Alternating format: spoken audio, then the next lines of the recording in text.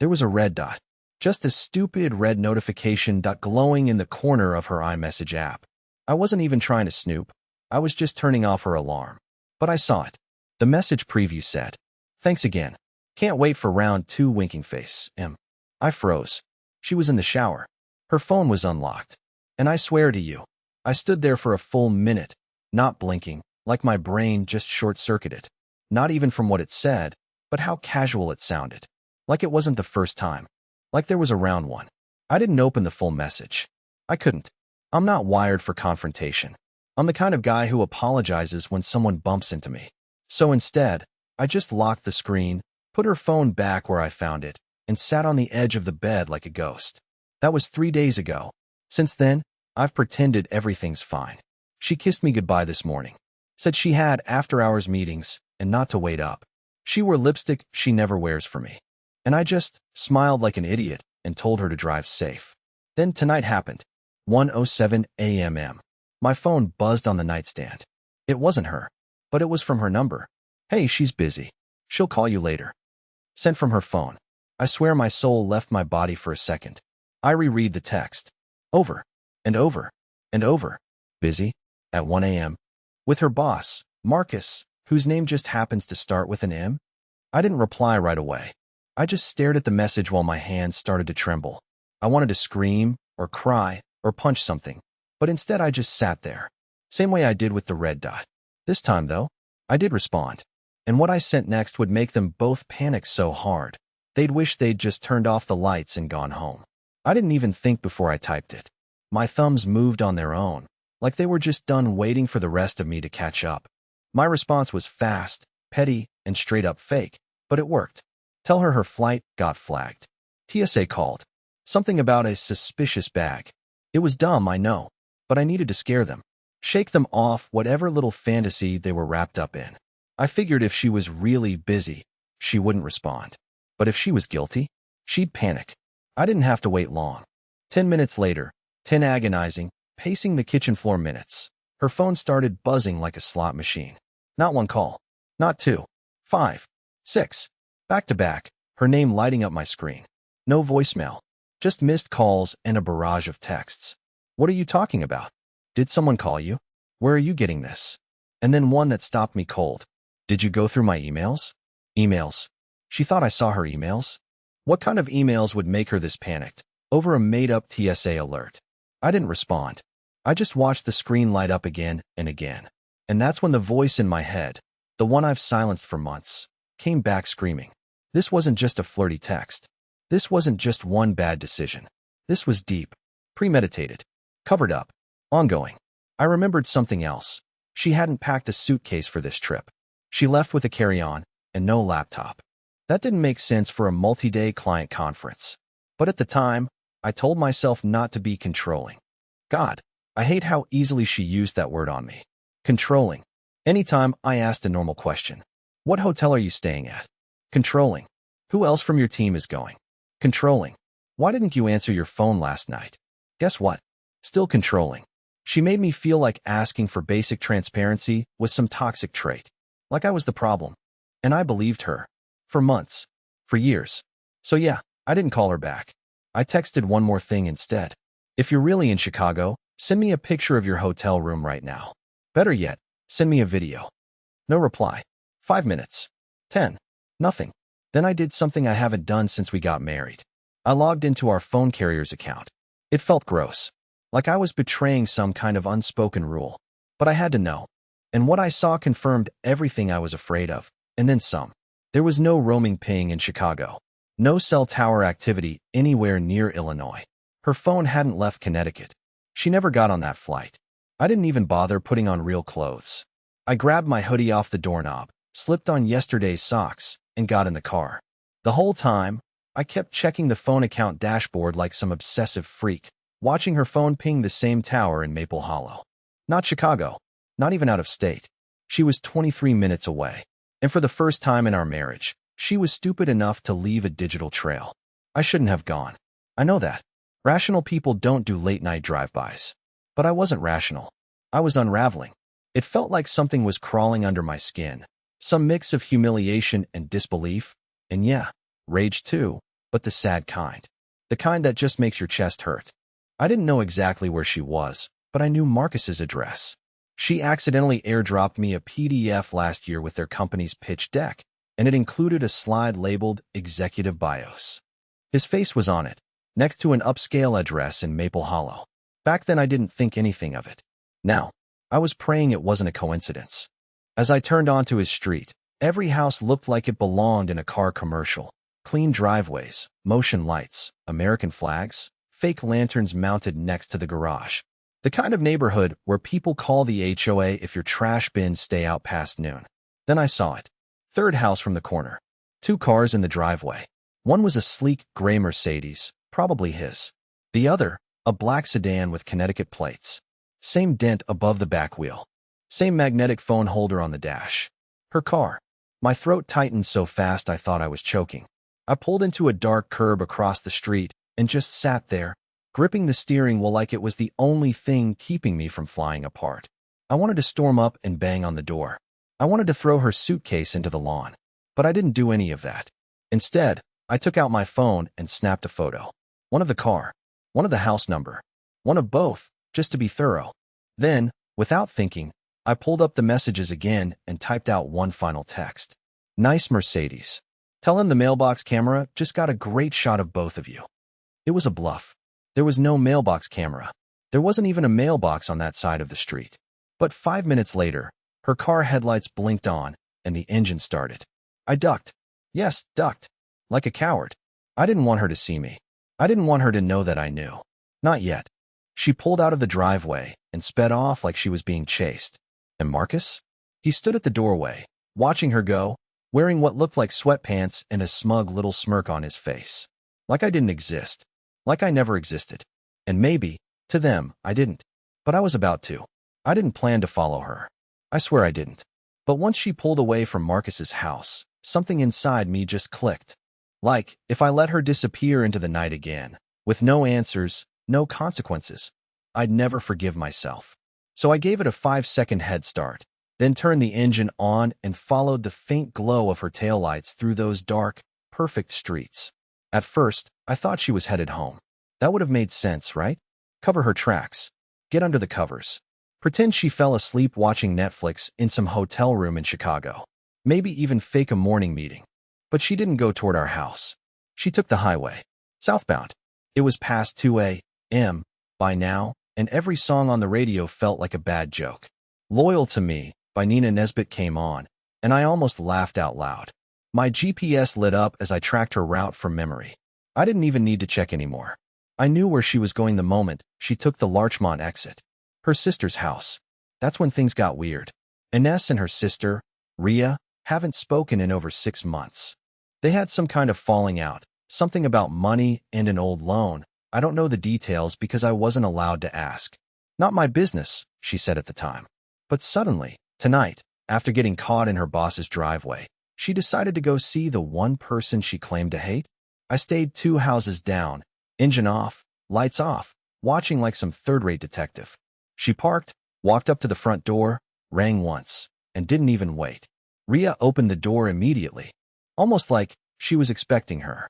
They hugged. I watched it. I witnessed it. They stood there on the porch for a few seconds in awkward silence. Then Rhea pulled Ines inside and shut the door. I felt this strange sense of betrayal all over again, like the world was rewriting itself behind my back. What was going on between them? Was this some long-running scheme? Was her sister in on it? I always thought Rhea didn't like me. Now I knew. She probably never did. I waited for half an hour. Nothing. No lights upstairs. No arguing. Just silence. And maybe it was the exhaustion, or the humiliation, or the pure, unfiltered spiral I was in, but I did something really, really stupid. I got out of the car. I crossed the street. My shoes scraped the edge of her driveway. I just wanted to see, okay? Just wanted to know. I thought maybe I'd hear something. Or maybe just stand there long enough for the universe to offer me a sign. Instead, I got a shadow. In the window. Not one. 2. One of them was my wife. The other was not her sister. The man was taller, wearing a hoodie. He came up behind her and put his hand, his full hand, around her waist. I backed away so fast I tripped over the curb. Fell straight onto my side like some clumsy, heartbroken idiot. I didn't feel the pain until I got back in the car. Didn't even wipe the dirt off my palms. Just sat there, in the dark, with the image burned into my eyes. She left Marcus's house to meet another man at her sister's house. A second affair? A cover-up? What even was this? None of it made sense. But it was real, and I finally understood that I didn't just lose my wife. I lost the version of her I thought was real. I didn't sleep. Not even for a minute. I sat in the car until dawn, parked near a gas station, wondering who the hell the man in the hoodie was. It wasn't Marcus. I know what that smug snake looks like. This guy was younger, broader, moved differently. And he sure didn't act like someone surprised to see my wife show up in the middle of the night. By 6:30 a.m., I was back home, wired on gas station coffee and adrenaline. I kept thinking she'd text. Something. Anything. A lie. An excuse. Even silence would have meant something. But my phone was dead quiet, like I didn't even exist in her world anymore. Then, at 8:03 a.m., I heard the front door open. She walked in like she was returning from a yoga class. Hair tied up. Casual joggers. No apology. No panic. She just tossed her keys on the counter and opened the fridge like it was a normal Wednesday. I asked her where she spent the night. She blinked at me. I told you I was in Chicago. I almost laughed. That was her answer. Her defense. A flat-out lie, told directly to my face, after I literally watched her leave one man's house and enter another's. I told her I knew she wasn't on that flight. Her smile dropped. Only for a second. Then she leaned on the counter and said, "Are you spying on me now?" That's when it hit me. She wasn't shocked. She was prepared for this. She'd been rehearsing this confrontation in her head. Her strategy wasn't to deny. It was to gaslight. I asked her about the guy, the one at her sister's. She didn't flinch, just stared at me and said, "You saw wrong. You saw wrong." Not what guy? Not, Ria wasn't even home. Just, you saw wrong. I wish I could say I kept my cool. But something inside me broke. Not in a loud, explosive way. In a cold, hollow way. Like the floor dropped out beneath me and I just stopped feeling anything. So I didn't argue. I didn't accuse. I simply walked to my office, pulled out a small manila envelope I had tucked away for emergencies, and placed it on the kitchen table. Inside was a copy of the phone bill, printed with every ping, every location. She didn't even open it. She just looked at me and said, "So what now?" And I swear, I didn't know how to answer. Because I wasn't sure who I was even talking to anymore. She didn't say anything else after, "So what now?" Just stood there waiting for me to blow up. But I didn't. I think that unsettled her more than if I'd screamed. I just picked up the envelope, slid it back into the drawer, and said I was heading out for a walk. Truth is, I had nowhere to go. I just couldn't breathe in the same room as her anymore. I ended up sitting in my car again. Same hoodie. Same empty coffee cup in the cup holder. I must have stared at my reflection in the side mirror for 10 minutes straight, wondering how long I'd been lying to myself. How long had she been building this double life right under my nose? Then, around 9:40 p.m, I got the message. Not from her. Not from Marcus. It was from an unknown number. A 203 area code. The first message said, "You don't know me, but I think we should talk. I'm Marcus's wife." I nearly dropped the phone. My heart started hammering so hard I could hear it in my ears.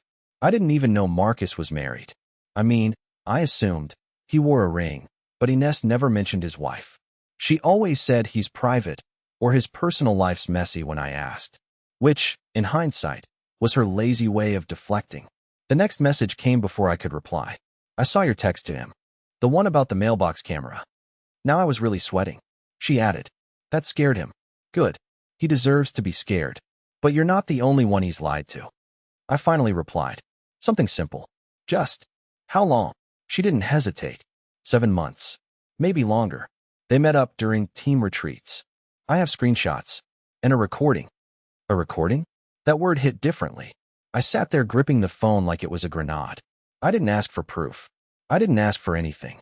I just typed, "Can we meet?" No answer. Not yet. But that was the moment the ground shifted. Because now it wasn't just my wife's betrayal. It was a conspiracy. And the other betrayed spouse? She was ready to talk. We met at a diner off Route 5. The kind of place where the booths are cracked and the coffee tastes like burned hope. Her name was Callista. She wore no makeup, no ring, and no patience for small talk. She slid into the seat across from me like we were already in the middle of a conversation. one we'd both been having with ourselves for too long. She didn't waste time. She pulled a phone from her coat and dropped it on the table between us. No warning, no build-up. Just hit play. At first it was muffled. Some background noise, a car maybe. Then voices. Hers. My wife's. And Marcus.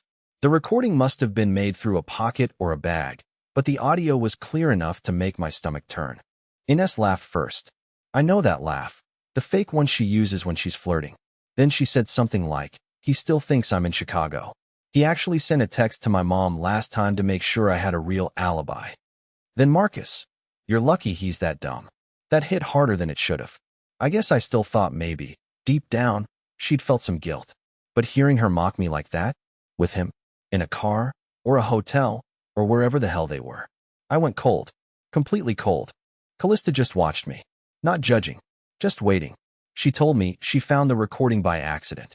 Said Marcus uses the voice memo app to record pitches and sometimes forgets to delete them. She'd gone through his phone during a gut-feeling moment, the same way I checked our mobile account that night. Turned out we were living parallel disasters. Then she pulled out a folder. I'm not kidding. An actual manila folder, like we were characters in some low-budget legal thriller. Inside were screenshots, calendar invites, hotel receipts, photos of Marcus and Ines at the same places, dates overlapping with her supposed client weekends. There was even a credit card charge for a spa treatment booked under both of their names. I didn't say much. I couldn't. I felt hollow, like someone had scooped the inside of my chest out with a dull spoon. Then she leaned in and said, they're planning something. I blinked. What do you mean, planning? Callista lowered her voice. There's a transaction from 3 weeks ago. A lease deposit. She signed it. Not him. A loft in Stamford. She showed me the document. Ines used her maiden name. She'd already put money down on a new place. A place without me in it. The moment I saw her name on the lease agreement, something in me finally settled. It was like all the noise, the anxiety, the gut-tightening nights, the lies I'd let pile up around me, just stopped. I wasn't angry anymore. Not really. I was just done. Done trying to win someone who already left me months ago in her heart, long before her body ever walked out the door. I didn't confront her. I didn't scream or demand explanations. What could she possibly say at this point that would change anything? Instead, I called a locksmith, changed the codes, and started packing her things into neat little boxes. I left a note on the coffee table, not bitter, just honest. It said, you don't owe me an apology. I just wish you'd been honest sooner. The silence would have hurt less. Then I locked the door behind me and left. Callista and I stayed in touch, not in the way you might think.